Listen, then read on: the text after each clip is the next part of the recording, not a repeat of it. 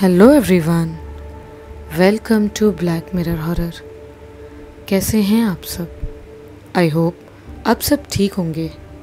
आज मैं आप सभी के लिए शापित खेत की एक बहुत ही खौफनाक और डरावनी कहानी लेकर आई हूँ और उम्मीद करती हूँ कि आपको ये कहानी पसंद आएगी। कहानी पसंद आए तो इस वीडियो को लाइक और चैनल को सब्सक्राइब ज़रूर कीजिएगा। तो चलिए ज़्यादा देर ना करते हुए हम शुरू करते हैं हमारी आज की कहानी। हम सभी ज़िंदगी भर सस्ती चीज़ों के पीछे भागते रहते हैं, लेकिन कई बार सस्ती चीज़ों की कीमत इतनी महंगी चुकानी पड़ती है कि उसके बारे में कभी सोच भी नहीं सकते। ये कहानी एक ऐसे ही इंसान की है जिसने सस्ती ज़मीन खरीदी और उसकी कीमत वो जब तक ज़िंदा रहा तब तक चुकाता रहा। ये कहानी शुरू होती है आज से 20 साल पहले, जब राजा नाम के एक आदमी ने अपने ही गांव के रहने वाले एक व्यक्ति से उसकी 2 एकड़ ज़मीन सस्ते में खरीद ली। वो जानता था कि उस ज़मीन में कुछ गड़बड़ है, वो शापित है, लेकिन कीमत कम होने की वजह से उसने इसके बारे में सोचा ही नहीं। उस ज़मीन पर भूत प्रेत का साया था और शापित होने के कारण उसका मालिक जो वहाँ पर खेती करता था उसके और उसके परिवार के साथ हमेशा बुरा ही होता था। राजा ये बात जानता था, लेकिन थोड़े बहुत तंत्र मंत्र वो जानता था, इसीलिए उसने सोचा कि वो अपने मंत्रों की शक्ति से उन भूत प्रेतों को काबू में कर लेगा और अपने परिवार को सुरक्षित रखेगा। राजा ये भी जानता था कि उन्हीं भूत प्रेतों से परेशान होकर और अपने परिवार के 2 लोगों की अकाल मौत के कारण ही उस ज़मीन का मालिक उसे ज़मीन बेच रहा है। बेच नहीं बल्कि उससे छुटकारा पा रहा है। जब राजा ने वो ज़मीन खरीदी तब वो पूरी तरह बंजर थी, क्योंकि उस ज़मीन पर लगभग 5 सालों से हल नहीं चला था।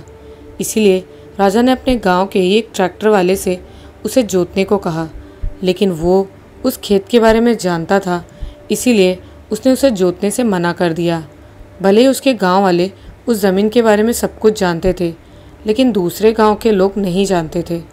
इसीलिए राजा ने दूसरे गांव के ट्रैक्टर वाले को ज़मीन जोतने के लिए बुला लिया। 5 सालों तक उस ज़मीन में हल न चलने के कारण खेत की मिट्टी कड़क हो गई थी, जिस कारण जुताई अच्छे से नहीं हो रही थी। ट्रैक्टर खेत में लगभग 5 या 7 मिनट ही चला होगा, बस उसके बाद ट्रैक्टर के ड्राइवर की तबीयत अचानक ख़राब हो गई। उसका शरीर बुखार से तपने लगा और उसकी आंखें बिल्कुल अंगार सी लाल हो गई। वो कुछ करने की हालत में नहीं था। राजा भी वहीं था। वो तुरंत समझ गया कि उसकी हालत क्यों हुई है। उसने तुरंत अपने मंत्रों से उसे ठीक किया और उसे एक ताबीज़ बांधने को दिया, जिसके बाद खेत की जुताई हुई और बुआई भी हुई और फसल पकने पर फसल की कटाई भी हुई। इस दौरान बुआई करने वालों और कटाई करने वालों के साथ कुछ भी बुरा नहीं हुआ, जिस कारण राजा को लगने लगा कि ये सब उसकी तंत्र विद्या के कारण है और उसने खेत के भूत प्रेतों को अपने तंत्र मंत्र द्वारा भगा दिया है। उसके कुछ समय बाद राजा की अपने पिता दयाराम से ज़मीन को लेकर कहा सुनी हुई और उसने उस घर को छोड़कर उसी खेत में घर बनाकर रहने का फैसला किया। उसके पिता ने उसे बहुत समझाया कि बेटा वहाँ मत जा, वो ज़मीन शापित है, वहाँ पर रहकर तेरा भला नहीं होगा। लेकिन राजा अपनी ज़िद पर अड़ा रहा। उसे अपनी तंत्र विद्या पर भरोसा था, इसीलिए उसने अगले ही कुछ दिनों में वहाँ 2 कमरों का कच्चा घर बना लिया और अपनी पत्नी शोभा और अपने इकलौते बेटे संतोष के साथ रहने लगा। जब राजा खेत में घर बना रहा था तब उसे बुरी शक्तियों का एहसास हुआ था, जो उसे ऐसा करने से रोक रही थी, लेकिन राजा ने अपने मंत्रों द्वारा उन्हें भगा दिया था। जब से राजा खेत में घर बनाकर रहने लगा था, तब से लगभग 3 हफ्तों तक वहाँ ऐसा कुछ भी नहीं घटा जिससे उसे या उसके परिवार वालों को कोई परेशानी होती। इस दौरान उसने वहाँ धनिया की बुआई कर दी थी, जिसके पौधे निकल आए थे। 3 हफ्तों बाद राजा के एक रिश्तेदार के यहाँ एक कार्यक्रम था, जिस कारण राजा को वहाँ जाना पड़ा। जाते समय वो अपनी पत्नी शोभा को ये समझा गया था कि रात के समय कोई भी दरवाज़ा खटखटाए या आवाज़ लगाए तो दरवाज़ा मत खोलना, क्योंकि वो रात में घर वापस नहीं आ पाएगा। राजा जब अगले दिन की दोपहर के समय अपने रिश्तेदार के यहाँ से घर वापस आया तो उसने देखा कि उसकी पत्नी शोभा और उसके बेटे संतोष की तबीयत बहुत ज़्यादा खराब है। उन्हें बहुत ज़्यादा बुखार है। वो दोनों बिस्तर पर पड़े हैं। उनकी आंखें खुली हुई हैं और कुछ बोल पाने में असमर्थ हैं। राजा ये देखकर तुरंत समझ गया कि उन्हें बाहर की हवा हो गई है, मतलब ये सब शापित खेत के कारण है। राजा तुरंत उन दोनों को उठाकर कमरे से बाहर लाया और उन दोनों को एक जगह पर बिठा दिया, जिसके बाद वो एक लोटा साफ पानी लाया और उससे उन दोनों के इर्द गिर्द एक गोला बना दिया। उसने ये क्रिया 3 बार की और लोटे का बचा हुआ पानी फेंक दिया, जिससे कुछ देर बाद उन दोनों का बुखार उतर गया और वो पहले जैसे हो गए। लेकिन काफ़ी समय से इस तरह रहने के कारण वो दोनों बहुत ज़्यादा डर गए थे और उनके शरीर भी कमज़ोर हो गए थे। राजा अपने रिश्तेदार के यहाँ जाने से पहले उन दोनों को एक एक ताबीज़ देकर गया था। ताबीज़ उतारने को मना किया गया था, लेकिन उन दोनों की ऐसी हालत देखकर वो समझ गया कि उन दोनों ने वो ताबीज़ या तो पहना ही नहीं था या कहीं गिरा दिया है। शोभा के ठीक होते ही राजा उसे डांटते हुए ताबीज़ के बारे में पूछता है।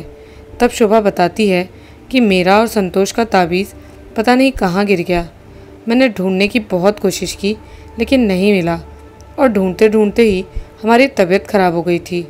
राजा शोभा से कहता है, कोई बात नहीं, कल मैं तुम्हारे लिए उससे भी अच्छा ताबीज़ बनवा दूंगा।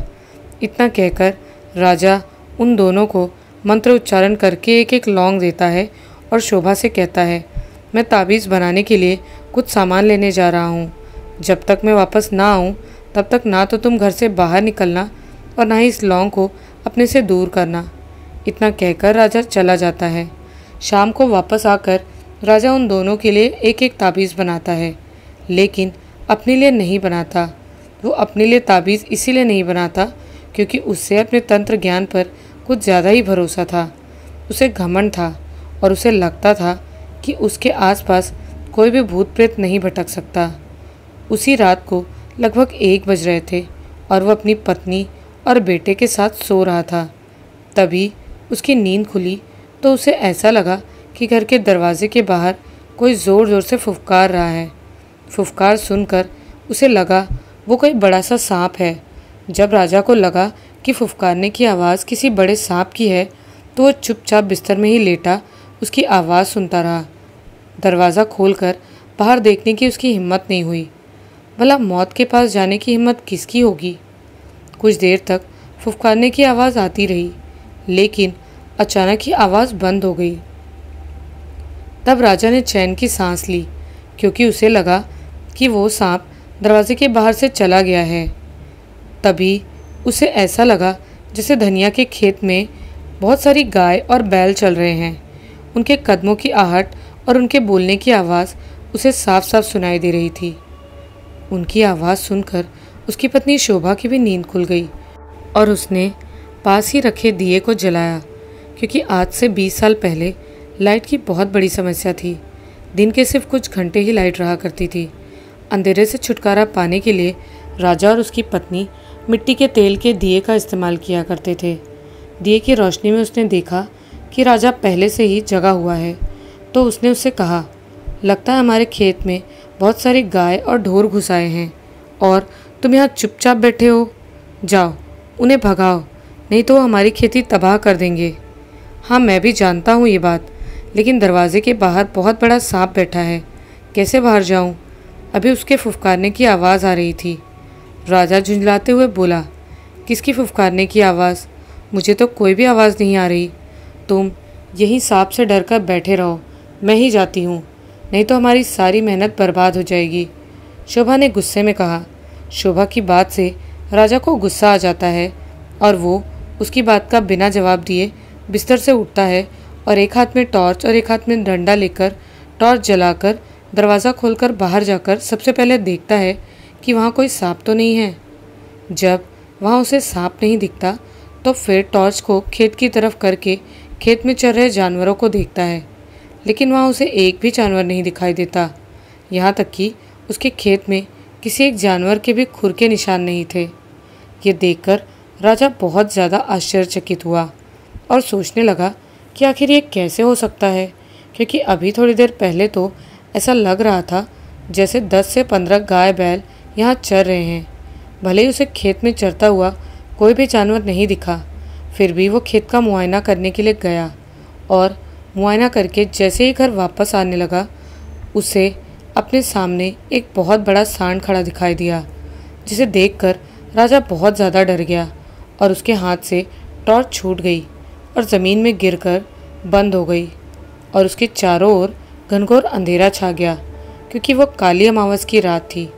राजा ने उस सांड को मारने के लिए अंधेरे में 3-4 बार लाठी भाजी, लेकिन वो सिर्फ हवा को ही चीरती रही, किसी से भी नहीं टकराई। तभी उसे ऐसा लगा जैसे किसी ने उसे पीछे से धक्का मारा है और वो वही खेत में गिर पड़ा। काली अंधियारी अमावस की रात में उसे अपने चारों ओर घनघोर अंधेरे को चीरती जुगनू की चमक और अपने घर की खिड़की से बाहर आती दिए की रोशनी के सिवा कुछ भी नहीं दिख रहा था। चारों ओर भयानक, दिल में डर पैदा करने वाला सन्नाटा था। उस सन्नाटे को चीरती हुई केवल टिड्डों और कीट पतंगों के बोलने की आवाज़ ही उसके कानों में सुनाई दे रही थी। तभी राजा को अपने सामने 2 बड़ी बड़ी आंखें चमकती हुई दिखाई दी और फुफकारने के साथ खुर पटकने की आवाज़ सुनाई दी।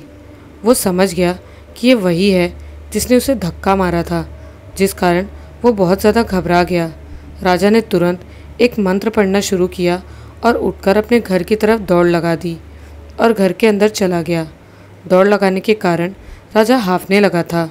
उसे हाँफता हुआ देखकर शोभा ने उसके हाँफने का कारण पूछा, लेकिन राजा ने उसे बाहर जो कुछ भी हुआ वो नहीं बताया, क्योंकि उसे डर था कि अगर वो सब उसे बता देगा तो वह डर जाएगी और उसके लिए खेत में रहना मुश्किल होगा।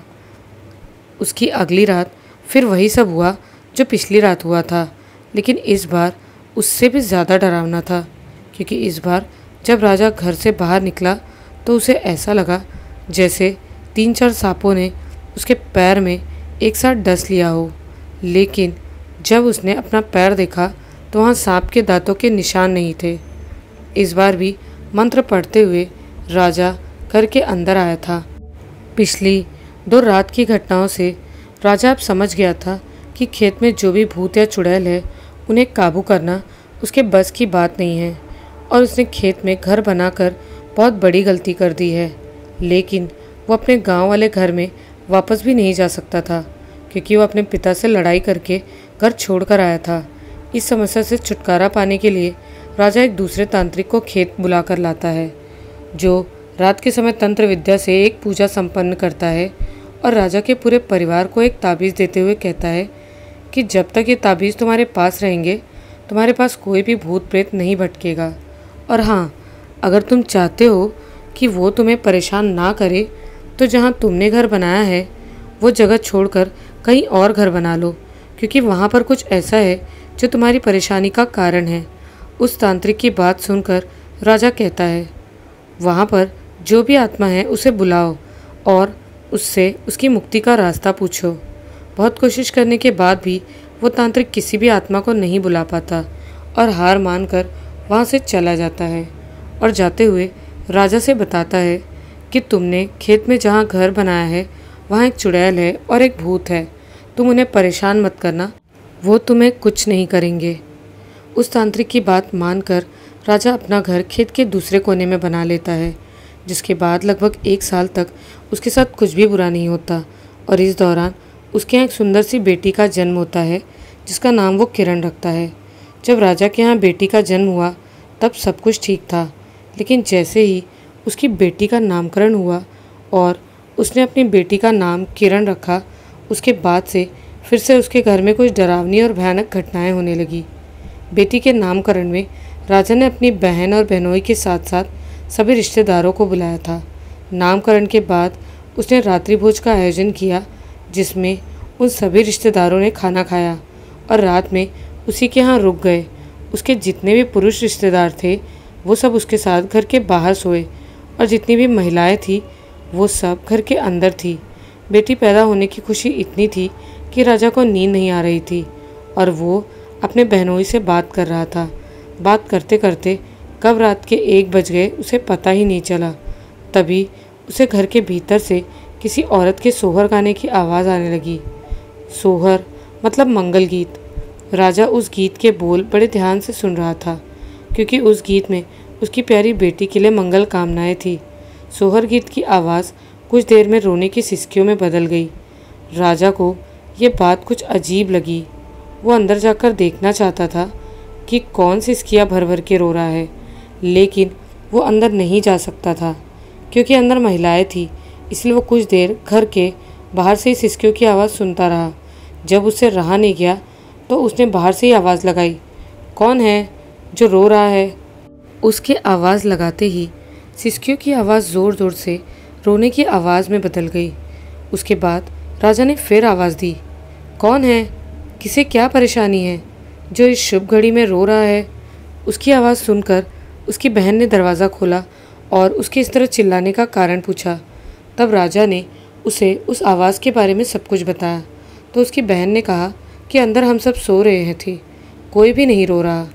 राजा ने उसे समझाने की कोशिश की कि उसे रोने की आवाज़ आ रही थी, लेकिन उसकी बहन ने भी उसे समझाया कि अंदर सब सो रहे हैं, कोई भी नहीं रो रहा। अपनी बहन के समझाने के बाद राजा को लगने लगा कि ये सब उसके मन का वहम है, क्योंकि जब से उसने अपने यहाँ तांत्रिक को बुलाया था तब से वहाँ पर कोई भी ऐसा वैसा कुछ नहीं घटा था। अगले दिन उसके यहाँ आए सभी मेहमान अपने अपने घर चले गए। अब राजा और उसका परिवार ही वहाँ रह गया था। उसी दिन राजा खेत में कुछ काम कर रहा था और उसका बेटा, उसकी बेटी और पत्नी घर के अंदर थे। तभी उसे अपनी बेटी की रोने की आवाज़ सुनाई दी। उसे लगा कि उसकी माँ उसे चुप करा लेगी, लेकिन कुछ देर बीत जाने के बाद भी जब रोने की आवाज़ बंद नहीं हुई तो उसने बाहर से ही आवाज़ लगाई, शोभा, सुनाई नहीं दे रहा? बेटी रो रही है, उसे चुप करा लो। उसकी आवाज़ लगाने के बाद रोने की आवाज़ बंद हो गई और वो फिर से अपने काम में लग गया। उसके कुछ देर बाद फिर से रोने की आवाज़ आने लगी, लेकिन इस बार वो आवाज़ कुछ ज़्यादा ही तेज़ थी। तब राजा ने सोचा कि एक 5 दिन की बच्ची भला इतना ज़ोर से कैसे रो सकती है। वो भागता हुआ घर के अंदर गया तो उसने देखा कि उसकी बेटी माँ के बगल में लेटी हुई सो रही थी और शोभा उसे दुलार कर रही थी। तब राजा के मन में आया कि कहीं ये उस चुड़ैल का काम तो नहीं। तब उसने सोचा कि ये उसका काम कैसे हो सकता है। उसने तांत्रिक के कहे अनुसार उपाय कर लिया था, जिसके बाद उसने परेशान करना बंद कर दिया था। फिर भी राजा उस तांत्रिक के पास गया और अपनी बेटी के लिए भी एक ताबीज़ बनवा लाया। उसके कुछ दिनों तक सब कुछ ठीक रहा, लेकिन लगभग 1 महीना बीत जाने के बाद जब वो सभी रात के समय अपने घर में सो रहे थे, तभी एक औरत ज़ोर ज़ोर से दरवाज़ा खटखटाते हुए कहती है, दरवाज़ा खोलो, मुझे बचा लो, नहीं तो वो सब मुझे मार डालेंगे, मुझे ज़िंदा जला देंगे। मुझ पर दया करो, मुझे बचा लो, भगवान के लिए मुझे बचा लो। वो औरत खुद को बचाने की गुहार लगाते हुए ज़ोर ज़ोर से दरवाज़ा पीट रही थी। दरवाज़ा पीटने की आवाज़ सुनकर राजा, उसकी पत्नी और उसका बेटा नींद से जाग जाते हैं। राजा उठकर दरवाज़ा खोलने जाने वाला था कि शोभा ने उसका हाथ पकड़कर उसे रोकते हुए कहा, बाहर न जाओ, न जाने बाहर कौन है। हम पहले ही गांव के बाहर हैं, अगर उसने तुम्हें कुछ कर दिया तो हमारा क्या होगा? इतनी रात को कोई औरत दरवाज़ा खटखटा रही है, वो कोई बच्चलन ही होगी, नहीं तो भला इतनी रात में कौन औरत घर के बाहर निकलती है। अपनी पत्नी की बात मानकर राजा ने दरवाज़ा नहीं खोला। कुछ देर तक दरवाज़ा पीटने की आवाज़ आती रही। उसके बाद सन्नाटा छा गया। फिर सन्नाटे को चीरती हुई चीखने की आवाज़ सुनाई दी, जिसे सुनकर वो तीनों सिहर गए।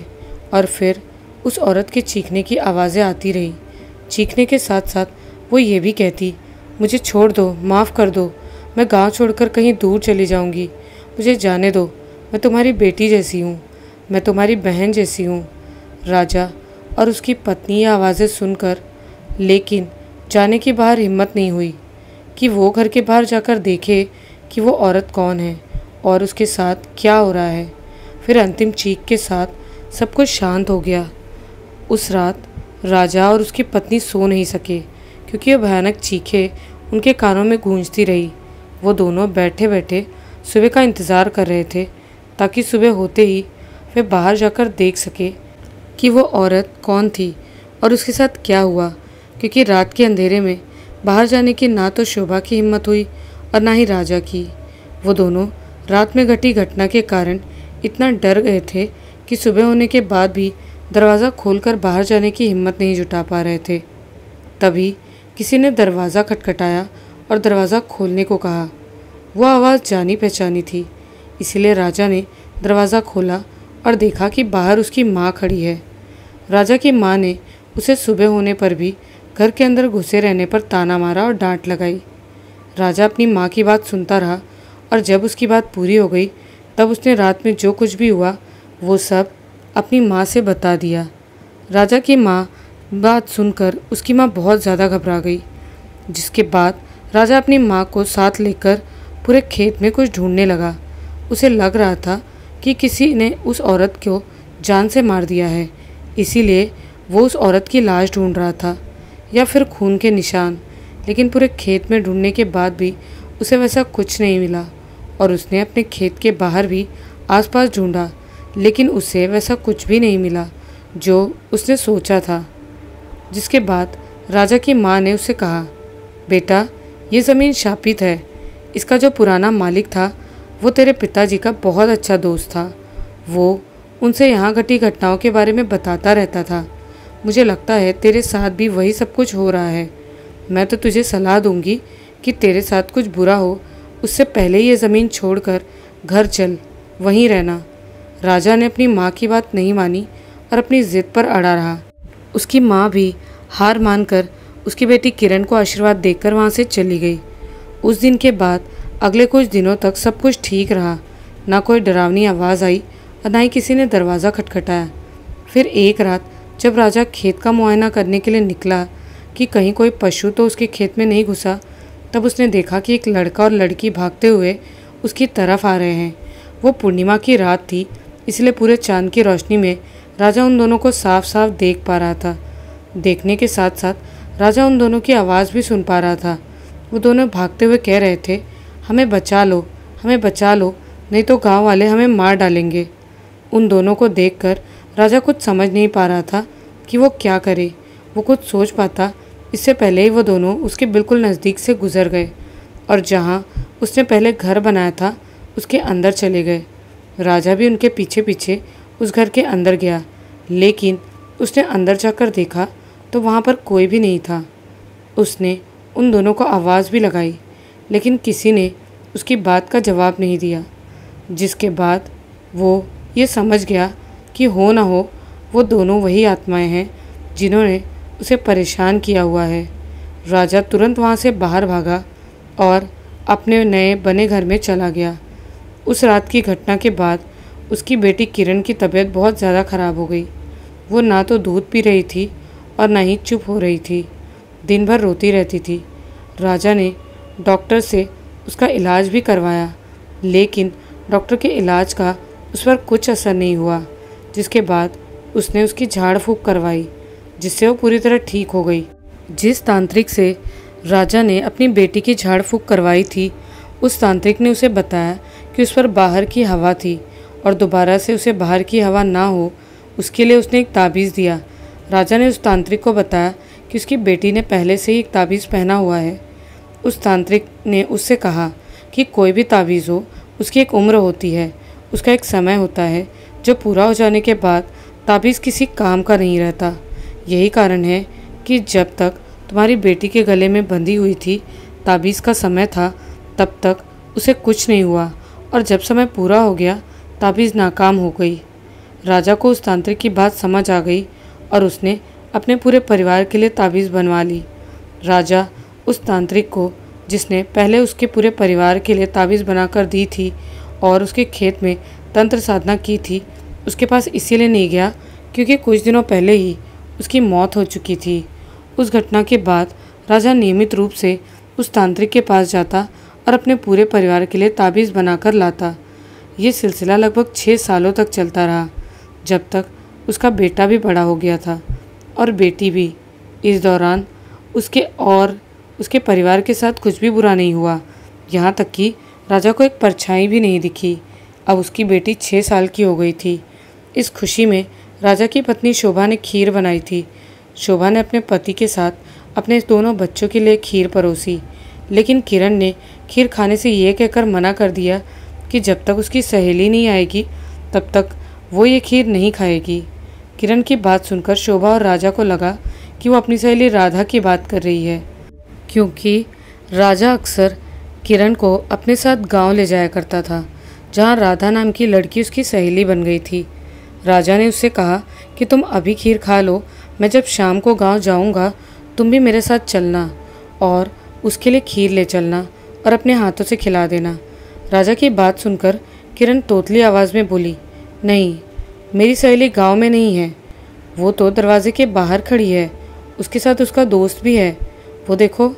जैसे ही किरण ने कहा कि दरवाजे के बाहर उसकी सहेली खड़ी है, वैसे उसके माता पिता ने वहाँ देखा, लेकिन उन्हें वहाँ कोई दिखाई नहीं दिया। जिसके बाद वो दोनों किरण को डांटते हुए बोले, वहाँ तो कोई नहीं है, तुम हमसे मजाक कर रही हो। नहीं माँ, देखो ना, वो खड़ी है लाल चुनरी ओढ़े हुए, किरण बोली। किरण की बात सुनकर राजा समझ गया कि किरण को वही चुड़ैल दिख रही होगी जो इस खेत में है। वो तुरंत पानी का लोटा लेकर घर के बाहर निकला और मंत्र पढ़कर दरवाजे के बाहर पानी के छींटे मारने लगा। जिसके बाद किरण गुस्से में बोली, पापा, आपने मेरी सहेली को क्यों भगा दिया? राजा उसे कैसे बताता कि वो कौन है, इसीलिए उसने उसकी बात का जवाब नहीं दिया और उल्टा उसे डांट दिया। जिसके बाद किरण रोने लगी और उसने खीर भी नहीं खाई। उस दिन घटी घटना के बाद राजा तुरंत उसी तांत्रिक के पास जाता है जहाँ से वो ताबीज़ बनवाया करता था और उससे पूरी बात बताता है। राजा की बात सुनकर वो तांत्रिक उससे कहता है कि उसके द्वारा दिए गए ताबीज़ की शक्ति के कारण कोई भी भूत प्रेत ना तो तुम्हारी बेटी को कुछ कर सकता है और ना ही तुम्हें कुछ कर सकता है, लेकिन अगर वो तुम्हारी बेटी को दिखती है तो इसका परिणाम बहुत भयानक हो सकता है। उस तांत्रिक की बातों से राजा समझ चुका था कि अब उसके और उसके परिवार के लिए खेत में रहना ठीक नहीं है, क्योंकि उसकी बेटी को चुड़ैल दिख रही थी और शायद उससे बातें भी कर रही थी। इसीलिए उसने फैसला किया कि वो खेत छोड़कर फिर से गांव के घर में रहेगा। जिसके बाद उसने अपने पुराने घर को फिर से बनाने का काम शुरू कर दिया। इस दौरान राजा खेत के घर से सामान लाना शुरू कर देता है। उसे ऐसा करता देख किरण उससे इसका कारण पूछती है। तब राजा उसे बताता है कि अब से वो सब गांव में रहेंगे। अपने पिता की इस बात से किरण दुखी हो जाती है और कहती है कि पापा, अगर हम सब यहाँ से चले जाएंगे तो मेरी सहेली अकेली रह जाएगी, फिर उसे बातें कौन करेगा, उसके आंसू कौन पोंछेगा। किरण की बातें सुनकर राजा को बहुत ज़्यादा धक्का लगता है, क्योंकि उसकी बातों से उसे यकीन हो गया था कि वो चुड़ैल से बातें करती है, लेकिन उसके पास अपनी बेटी की बातों का कोई जवाब नहीं था। वो उससे कहता भी तो क्या कहता, क्योंकि वो उन सब बातों को समझने के लिए बहुत छोटी थी। उसे डर था कि कहीं उसकी बातों से किरण और अपने आप को नुकसान ना पहुंचा ले या वो चुड़ैल उसके साथ कुछ बुरा ना कर दे। राजा उसी दिन अपने पूरे परिवार को गांव के घर में रहने के लिए भेजकर खुद अकेले खेत में रहकर खेत की देखभाल करने लगा और धीरे धीरे खेत के घर का सामान गांव के घर में ले जाने लगा। जब से किरण गांव वाले घर गई थी तब से उसने खाना पीना छोड़ दिया था और दिन भर अपनी सहेली को याद करती रहती, उससे मिलने की ज़िद करती। इस कारण वो बहुत ज़्यादा बीमार पड़ गई। किरण की हालत बिगड़ती जा रही थी। उसे न तो तांत्रिक ठीक कर पा रहे थे और न ही डॉक्टर। राजा किरण को बहुत सारे तांत्रिक और डॉक्टर के पास ले गया, लेकिन कोई भी उसे ठीक नहीं कर पाया। एक दिन शोभा किरण को अपनी गोद में लेटाए उसके सिर में हाथ फेर रही थी। अपनी बेटी की हालत पर उसे तरस आ रहा था, लेकिन वो रोने के सिवाय कुछ नहीं कर सकती थी। तभी किरण कुछ बड़बड़ाती है, जिसे सुनकर शोभा उससे पूछती है, ये तू क्या बोल रही है? किरण तब बताती है, माँ, मैं अपनी सहेली के पास जाऊंगी, उसी के साथ रहूंगी। जानती हो, उसका नाम भी किरण है। वो मुझसे कहती थी कि तुम्हारा नाम और मेरा नाम एक है, इसलिए अब हम दोनों साथ में रहेंगे। ये सुनकर शोभा बहुत ज़्यादा डर और घबरा जाती है। डर और घबराहट में वो किरण को सीने से लगाकर रोने लगती है और कहती है, बेटी, ये तो कैसी बातें कर रही है? कौन है वो किरण? तब किरण शोभा से बताती है कि माँ, किरण मेरी सहेली है, वो खेत में रहती है। अपने एक दोस्त आकाश के साथ। हम तीनों साथ में खेला करते थे। उसने मुझे बताया था कि वो अपने दोस्त से बहुत प्यार करती थी और शादी करना चाहती थी, लेकिन गांव वालों ने उसको और उसके दोस्त को जान से मार दिया था। तब से वो दोनों वहीं रह रहे हैं, खेत में। किरण की बात सुनकर शोभा को कुछ समझ में नहीं आ रहा था कि वो क्या बोल रही है और क्यों बोल रही है। वो बस उसे सीने से लगाए रोए जा रही थी। तभी वहाँ राजा आता है और शोभा को चुप कराते हुए कहता है, रोने से कुछ नहीं होगा। मैंने एक बहुत बड़े तांत्रिक के बारे में सुना है। अब मैं अपनी बेटी को उन्हीं के पास लेकर जाऊंगा। देखना तुम, वहाँ जाकर हमारी बेटी बिल्कुल ठीक हो जाएगी।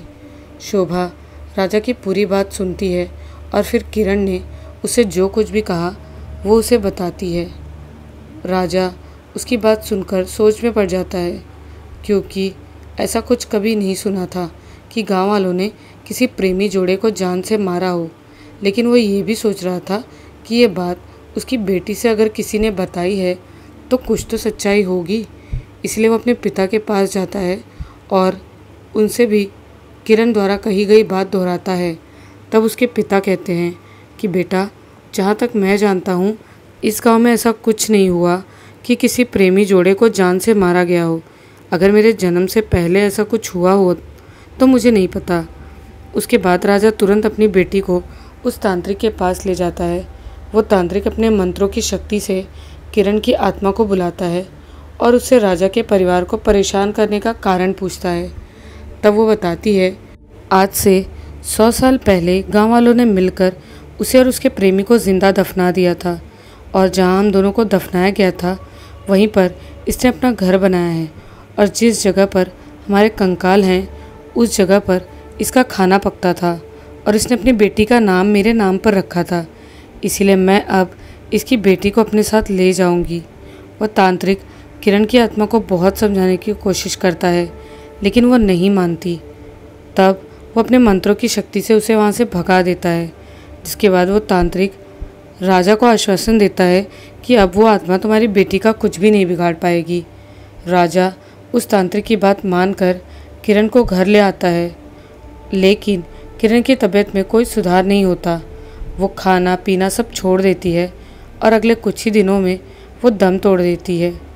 अपनी बेटी की मौत से राजा सदमे में चला जाता है और अगले कुछ दिनों में ही उसकी हालत मरने जैसी हो जाती है। उसकी लगातार बिगड़ती हालत को देखकर उसके घर वाले उसके लिए चिंतित हो जाते हैं और उसे बार बार समझाते हैं कि अगर उसे कुछ हो गया तो उसकी पत्नी और बेटे का क्या होगा। इसीलिए राजा अपने परिवार वालों की बात मानकर अपनी बेटी के मौत के सदमे से बाहर निकलता है। लेकिन उसके बाद वो शांत नहीं रहता, क्योंकि उसे पता चल चुका था कि जो खेत उसने 7 साल पहले खरीदा था वो शापित क्यों है। राजा एक रात खेत जाता है और जहाँ उसने पहले घर बनाया हुआ था वहाँ खुदाई करता है, तो उसे आपस में लिपटे हुए 2 कंकाल मिलते हैं, जिन्हें वो वहाँ से निकाल कर एक बोरी में भरकर अगले दिन विधिवत दाह संस्कार करता है, ताकि उनकी आत्माओं को शांति मिल सके। ऐसा करके उसे शांति तो मिलती है, लेकिन सुकून नहीं मिलता, क्योंकि उसके बाद वो हमेशा यही सोचता था कि अगर उसने वो ज़मीन ना खरीदी होती तो उसकी बेटी आज जिंदा होती। राजा अपने मन में यही पश्चाताप लेकर पूरी ज़िंदगी जीता रहा। उसे सस्ती ज़मीन की कीमत ज़िंदगी भर के पश्चाताप से चुकानी पड़ी। दोस्तों, ये कहानी एक सच्ची घटना पर आधारित है। कहानी के नाम भले ही काल्पनिक है, लेकिन सस्ती ज़मीन लेने के चक्कर में राजा ने अपनी बेटी को खो दिया। आपको ये कहानी कैसी लगी हमें कमेंट्स में ज़रूर बताइएगा। मिलती हूँ बहुत जल्द एक नई वीडियो में। तब तक के लिए बाय एंड टेक केयर।